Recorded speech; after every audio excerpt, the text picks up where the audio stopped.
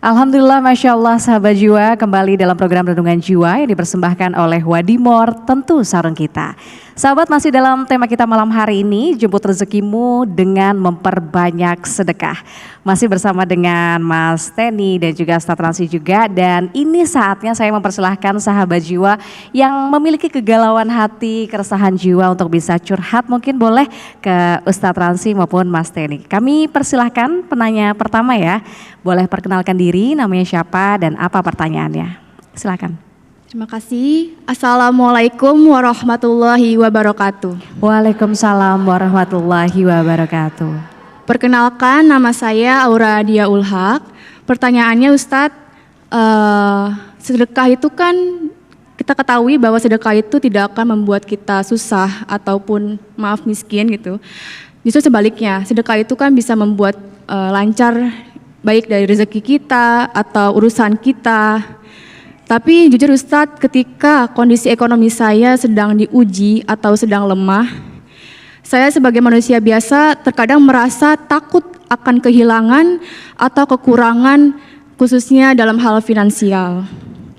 Bahwa Islam selalu mengajarkan kita akan manfaatnya bersedekah, terutama bisa membersihkan bukan hanya harta kita, tapi juga bisa membersihkan hati kita juga. Dan ketika kita sudah bersedekah, kadang saya belum merasa ketenangan. Nah, pertanyaannya Ustadz, bagaimana atau cara bersedekah apa yang perlu saya perbaiki agar sedekah saya itu membuat saya tenang dan juga membuat saya ikhlas. Sekian pertanyaan saya. Wassalamualaikum warahmatullahi wabarakatuh. Waalaikumsalam warahmatullahi wabarakatuh. Itu keresahan mungkin kita semua gitu ya Ustadz ya. Yang kita punya tuh nggak banyak loh Ustadz, tapi harus sedekah juga. Gimana tuh konsepnya Ustadz? Logikanya gimana mainnya? Iya, yang pertama terima kasih untuk yang bertanya. Bagus ya Mas Teni ya. Ya, jadi begini. Ibadah itu baik, sedekah itu keren, tapi juga harus benar. Mengapa kadang kita udah sedekah, kok gitu-gitu aja?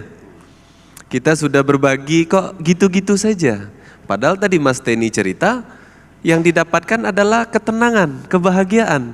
Setelah kita peduli sama orang, bantuin orang, tenang, bahagia gitu ya.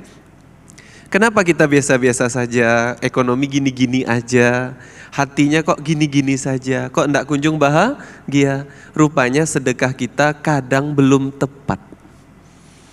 Di dalam tafsir Al-Qurtubi dikatakan, sedekah itu tepat sasaran. Bersedekah itu hebat, oke? Tapi juga harus tepat. Siapa yang membutuhkan? Ibadah itu bukan tentang dilakukan saja, tapi juga tentang sesuai aturan. Bukan tentang selesai, tapi tentang sesuai. Untuk kita-kita yang sudah berbagi, sudah peduli, sudah sedekah, sedekahnya tidak saja harta kan begitu ya? Agar manfaatnya kian terasa, ikuti aturan. Cari yang membutuhkan. Kalau kita tepat memberikan bantuan, Allah segerakan berikan balasan. Yang berikutnya yang tadi menjadi kerisauan beliau juga, kenapa ya kita itu kadang kalau sedekah susah ikhlas. Apalagi kalau duit sedang sedikit, betul? Yang harus kita pahami, hati tidak selalu stabil di atas. Hati manusia itu naik turun. Kadang di atas, kadang di bawah.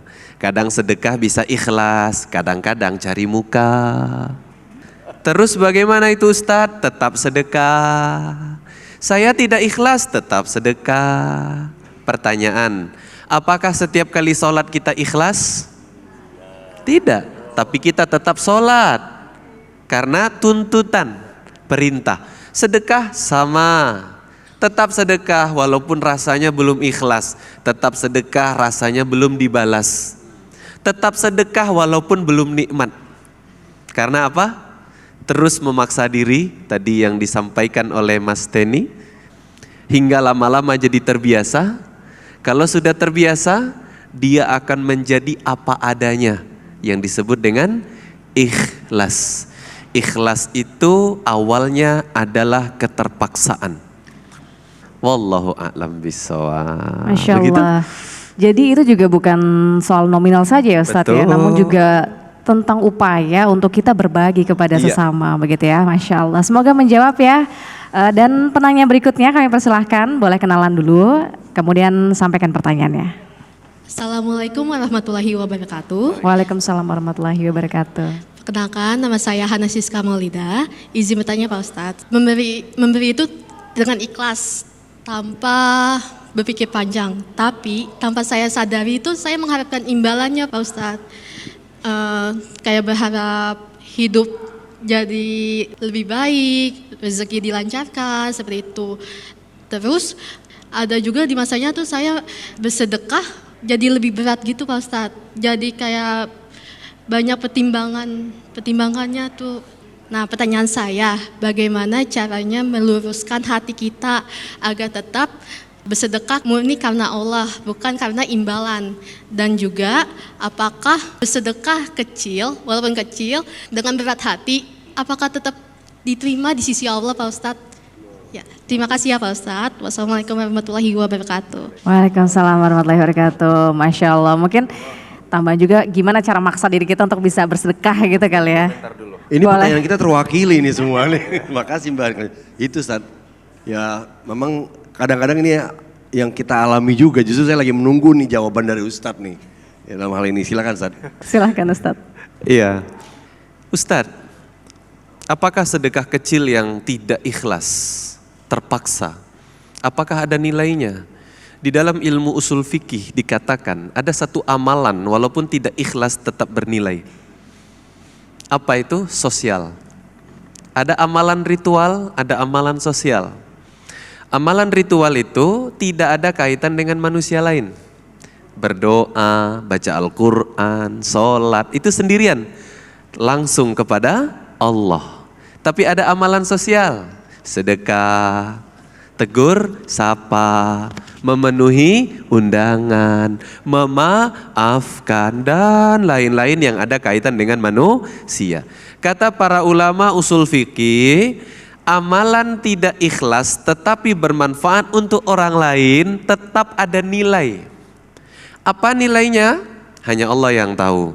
Bisa digugurkan dosa kita, bisa kita tidak terkena musibah. Ada kisah singkat, walaupun panjang saya singkat. Kisah di zaman Nabi Sulaiman, seorang suami miskin yang untuk makan susah, di rumahnya ada sebatang pohon yang bertelur burung merpati. Jadi setiap mau makan telurnya ini diambil sama si suami. Jadi merpati ini ngadu ke Nabi Sulaiman. Sulaiman, ada wargamu itu kalau makan ngambilin telurku. Jadi aku ndak kunjung punya anak, telurku diambilin terus. Akhirnya Nabi Sulaiman panggil si suami, datang ke istana, ndak boleh lagi. Oke, 2-3 hari nggak diambil, hari keempat ngambil lagi karena miskin. Akhirnya ngadu lagi, Nabi Sulaiman suruh satu jin nunggu pohon itu. Ini juga lah asal kenapa orang kita bilang pohon gede ada jinnya, kan begitu ya. Nah, ditunggu pohon itu, Nabi Sulaiman ngasih perintah, nanti kalau si suami ini ngambil lagi, manjat pohon ngambil telur, tarik, lempar dia jauh-jauh. Ketika mau manjat pohon ngambil telur, qadarullah, ada orang meminta-minta. Sebelum manjat, ada orang meminta. Istrinya bilang, ndak ada makanan di rumah kami saja kurang kok Anda minta. Suaminya yang mau manjat, pergi ke rumah bilang, kasih aja, apa yang kita punya kasih. Seketika dikasih, yang meminta-minta, si suami memanjat, jin yang diperintahkan Nabi Sulaiman pengen menarik kaki si suami, malaikat langsung menarik si jin, tidak sempat menarik kaki si suami mau memanjat mengambil telur burung tadi. Itulah istimewanya sedekah, bisa menolak musibah, menolak bencana, subhanallah. Jadi jangan takut, jangan nunggu ikhlas ya. Lebih baik sedekah 100 miliar tidak ikhlas daripada 1000 ikhlas, begitu ya. Masya Allah, jadi dijauhkan dari mara bahaya itu juga termasuk rezeki ya yang Betul, kita ya. dapatkan akibat kita bersedekah. Betul. Begitu ya Mbak Hana ya, semoga bisa mencerahkan. Saya ingin menambahkan sedikit tadi Boleh, disampaikan bahwa silakan. keinginan untuk bersedekah atau berbuat baik itu adalah pertolongan Allah juga loh buat kita. Di antara ribuan ya, orang ya. yang saat itu ada di situ, kenapa kamu yang dipilih gitu sama Allah untuk saya ingin bersedekah tapi saya pelit gitu ya, katanya gitu ya misalnya gitu ya. Itu pertolongan Allah sih. Dan disampaikan juga yang saya tahu dari sependek pengetahuan saya Ustaz, makin sedikit uang yang kita punya dan makin kita ingin bersedekah, justru makin besar pahalanya katanya. Itu hadis. Contoh, Itu hadis. hadis Ustaz ya? Hadis Bukhari. Masya Allah benar. Jadi kalau kita punya uang 50.000 rupiah, ada orang minta 25.000, itu kan 50%-nya dari harta kita. Ya ini tentunya pahalanya besar banget buat kita. Dibanding kita punya uang 1 juta mau kasih 50.000, itu kan nilainya kecil. Jadi ketika Allah kasih kita nikmat untuk bersedekah di saat kita sempit, itu pahalanya besar banget Mbak. Kalau menurut saya ya, harus diperjuangkan.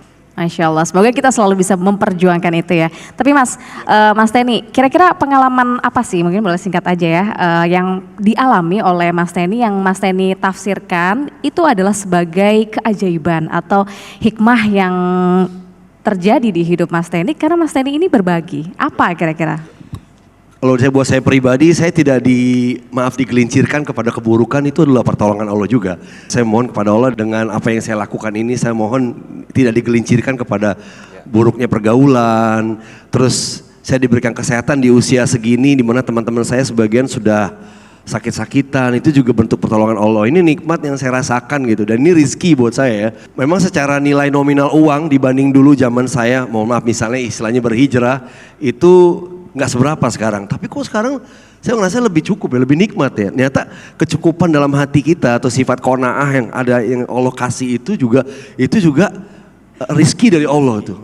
Zaman dulu mungkin punya uang, mohon maaf ya, punya uang 100.000 di kantong kita udah ketakutan, tapi zaman sekarang punya uang 10.000 di kantong santai-santai aja tuh, nggak ada masalah. Nah santai-santai aja nggak ada masalah itu ternyata perasaan tenang yang Allah kasih ke kita. Dan ini ya saya berharap kalau boleh memuji Allah karena bertawasul kepada kebaikan yang kita lakukan, boleh Ustaz ya? Betul, boleh. Ya mudah-mudahan ini adalah efek dari ya sedekah tenaga, sedekah pikiran, sedekah ikhtiar yang saya lakukan, itu yang saya dapatkan gitu Pak.